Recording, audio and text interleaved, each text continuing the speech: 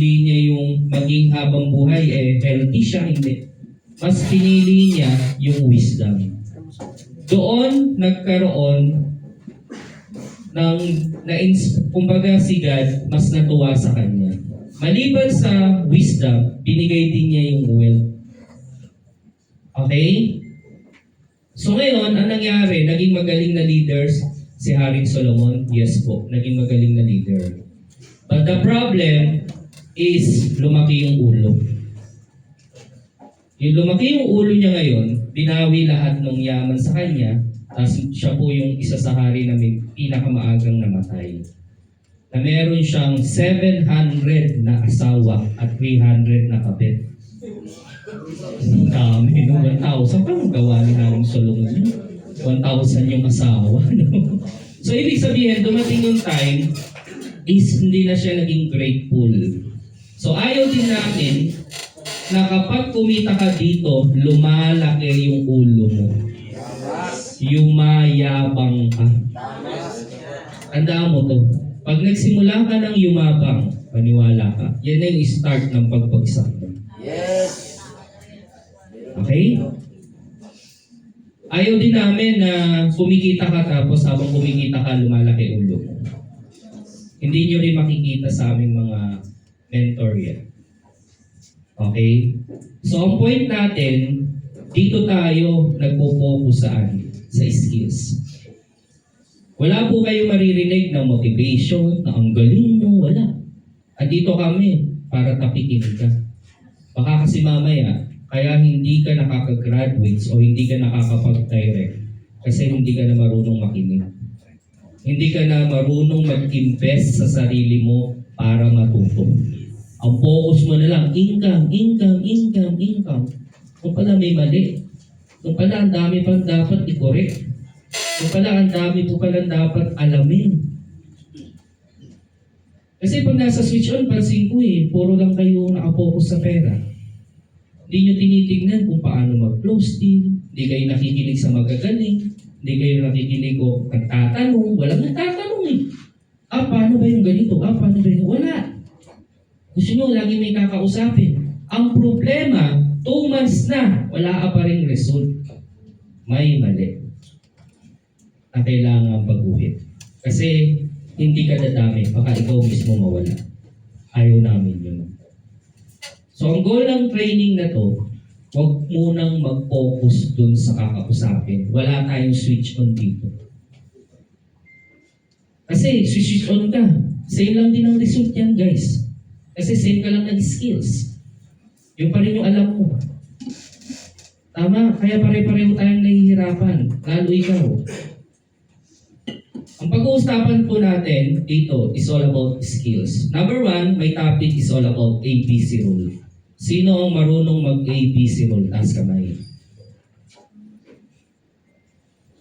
Okay, so mga marunong, ang gusto ko lang is PMT. Empty glass.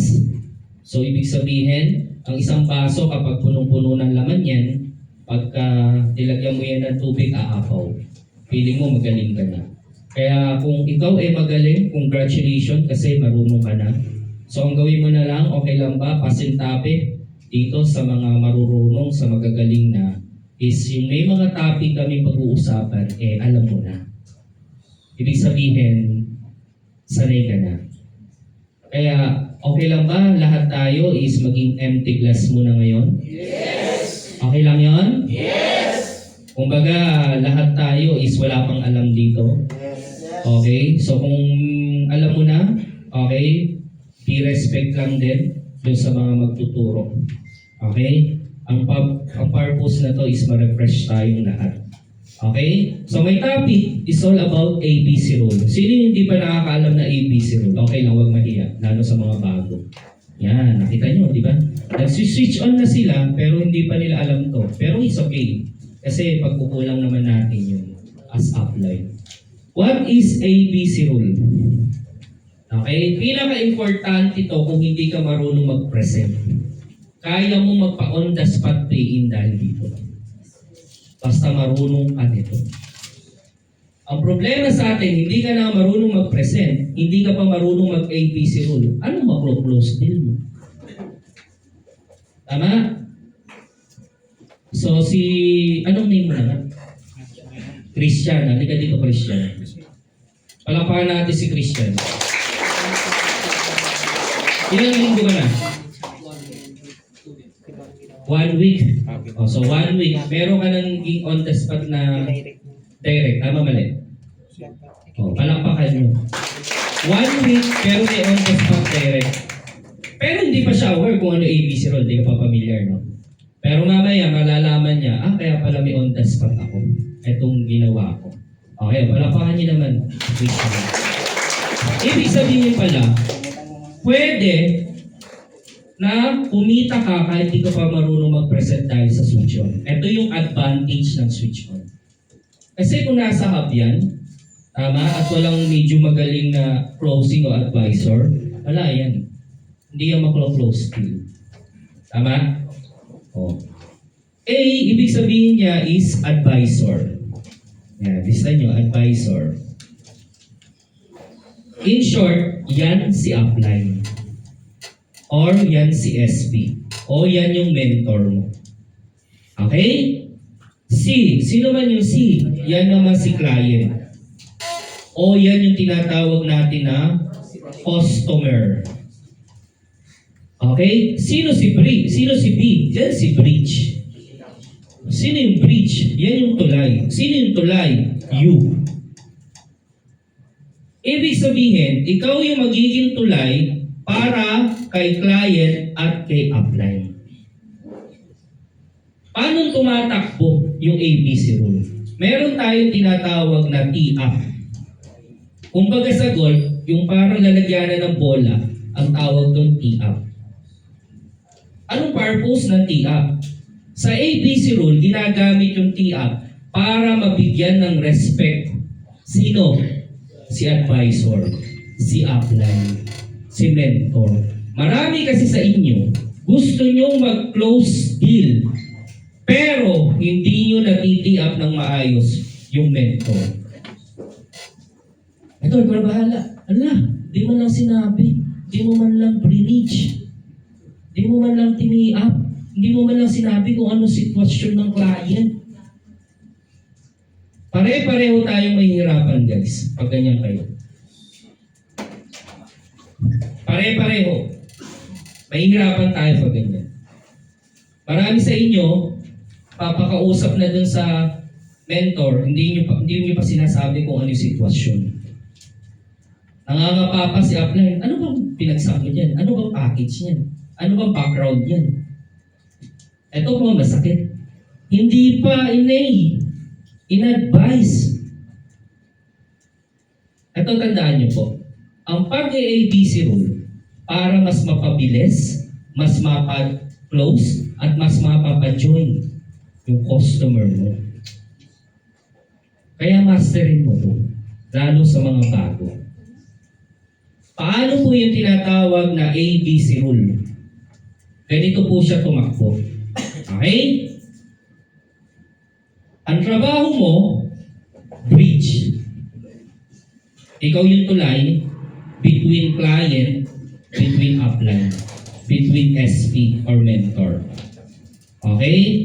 Lahat ng maganda sasabihin mo. Kanino? Kay client. Kay customer. Anong maganda? Lahat ng result. Ang purpose nun, tingilain. Ibig sabihin, parang saluduhin. Parang irespeto yung upline. Yun ang purpose nun. Okay? Ibig sabihin, for example, ganito.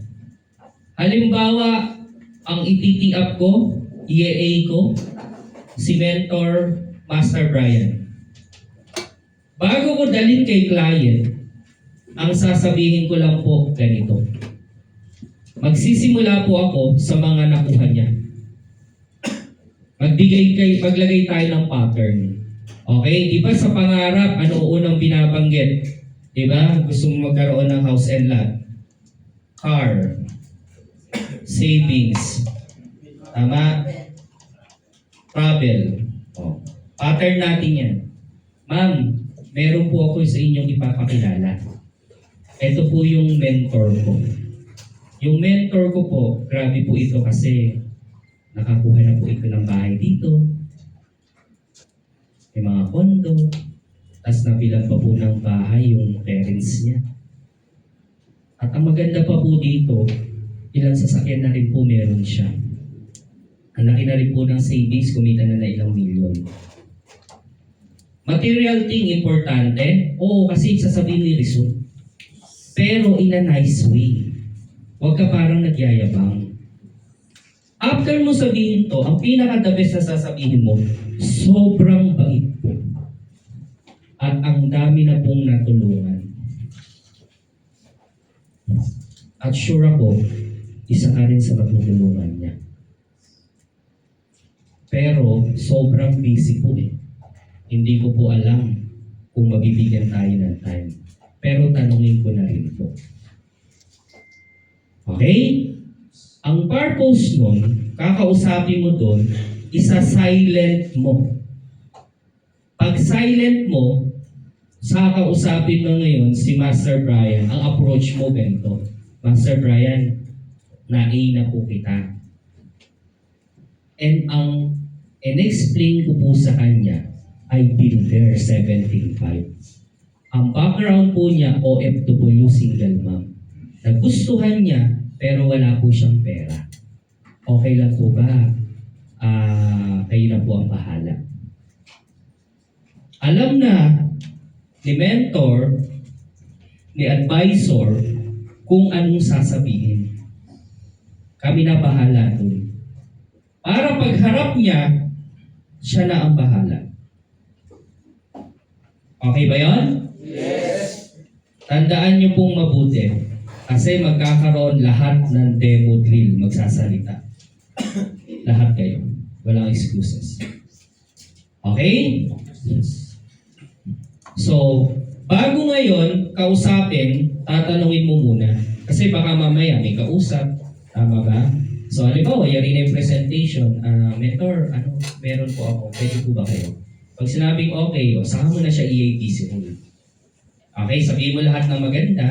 And after lahat ng maganda, tatanungin ko lang po kung pwede po siya. Okay, kasi sobrang busy po. Ang dami nitong tinutulungan, kinakausap. Pero alam mo naman na pwede na siya.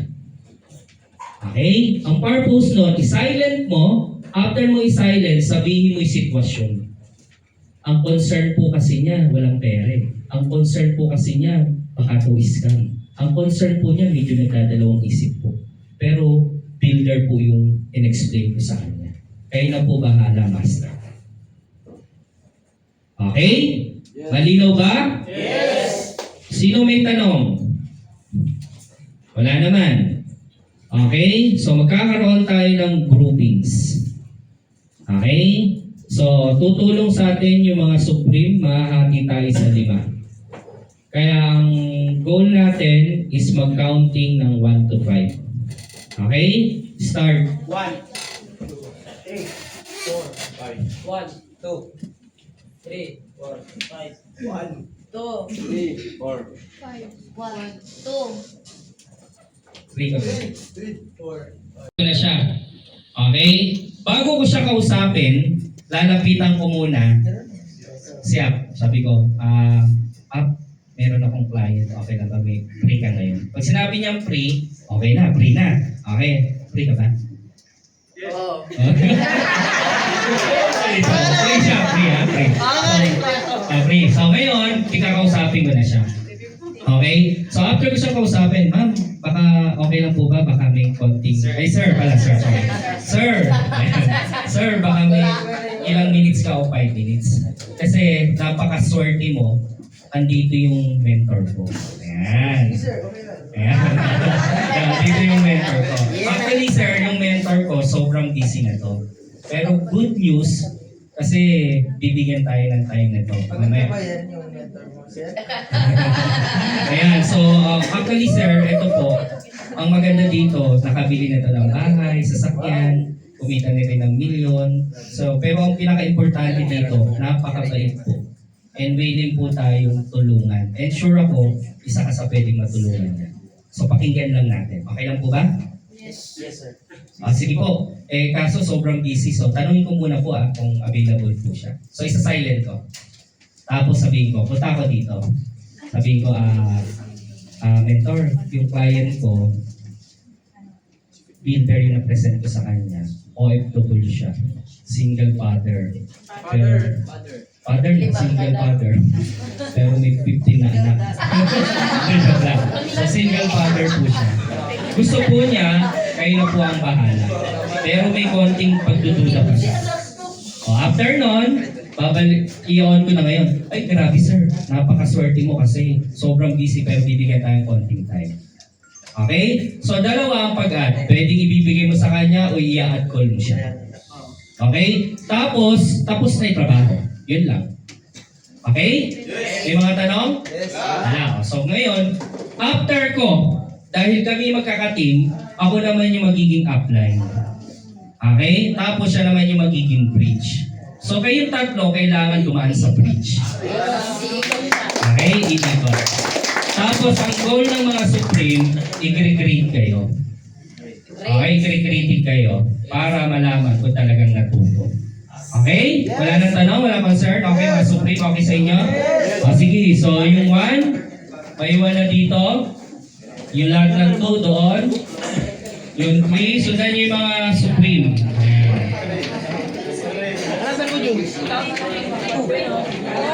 My name is Lokman Hernan, Sotobo, General Santos City, dating construction worker.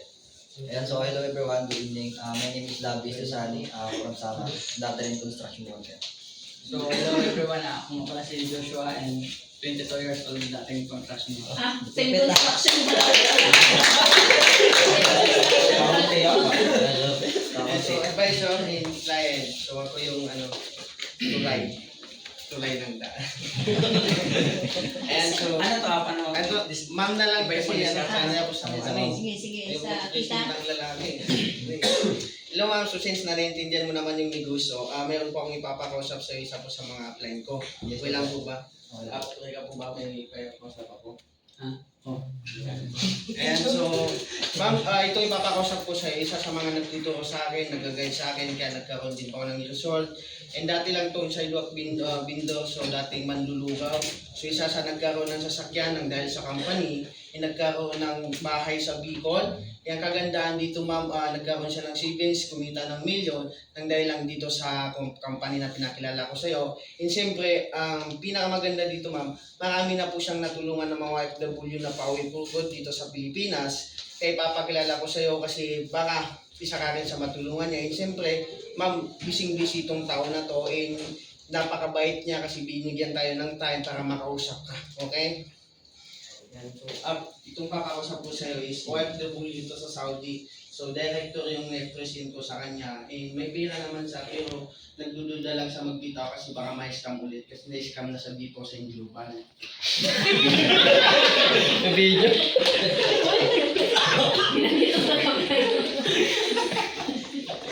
Okay. Kahit sasagot ng advisor. Sige, panabalat na. Galit kasing bro ba? Yan po na.